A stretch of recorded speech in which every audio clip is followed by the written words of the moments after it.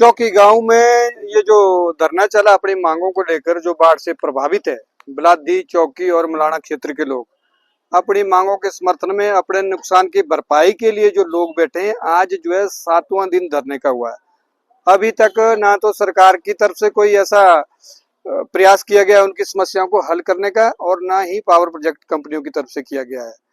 और सुना है कि आज जो है धरने पर बैठे लोगों के ऊपर FIR भी की गई है। तो मैं समझता हूँ कि ये बहुत ही बुरी बात है, लोकतंत्र की हत्या है। निर्दोष ग्रामीण जहां उनका नुकसान हुआ है, जहां उनको जो है सांत्वना के साथ साथ उनके जो नुकसान की भरपाई करनी चाहिए थी, फौरी राहत देनी चाहिए थी। 10 मकान बिल्कुल जड़ से चले गए हैं, 2 मंदिर चले गए हैं, सैकड़ों बीघा जमीन चले गई है, सेब के बगीचे चले गए हैं और पुल चले गए हैं, यातायात के साधन बंद है। इतना भारी नुकसान होने के बावजूद भी जहां तो उनकी मदद करनी चाहिए थी, उल्टे उनका जो है शोषण हो रहा है। अभी 7 दिन धरने पर बैठे हुए हैं। अभी तो ना कंपनी वाले रुचि दिखा रहे हैं, ना ही सरकार और प्रशासन की तरफ से कोई उचित कदम उठाया गया है।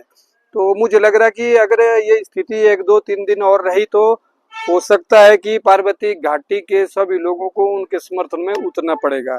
कहीं ना कहीं ये डेमोक्रेसी का गला घोंटा जा रहा है और लोग बहुत शरीफ हैं, और सरकार की हालत तो ऐसी लग रही है कि भाई अंधेर नगरी चौपट राजा जैसी हालत है। कहाँ पर क्या हो रहा है, सरकार बिल्कुल भी संवेदनशील नहीं है।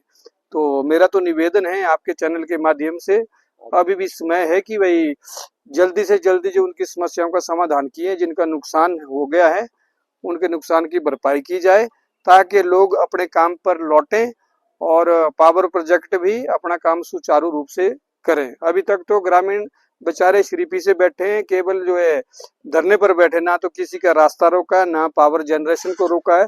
कुल मिला के क्या है कि उन स्थानीय लोगों का बहुत नुकसान हो रहा है। जो आने वाले टाइम में क्या है कि लोग भी वहां जा रहे हैं, जैसे हमसे भी कह रहे हो कि भाई सरकार कुछ नहीं कर रही, ऑपोजिशन वाले आप भी कुछ करो। तो अगर सरकार कुछ नहीं कर रहे तो फिर हमें भी जो है कुछ उनके समर्थन में कदम उठाना पड़ेगा।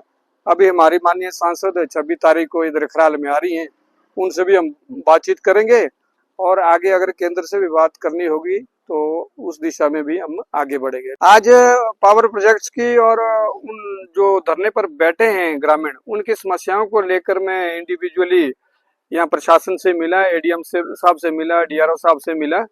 तो उनसे मैंने विस्तार से बात उनकी समस्याओं की रखी कि आपको इंटरवीन करना चाहिए, कहीं ना कहीं पावर प्रोजेक्ट की लायबिलिटी फिक्स करनी चाहिए।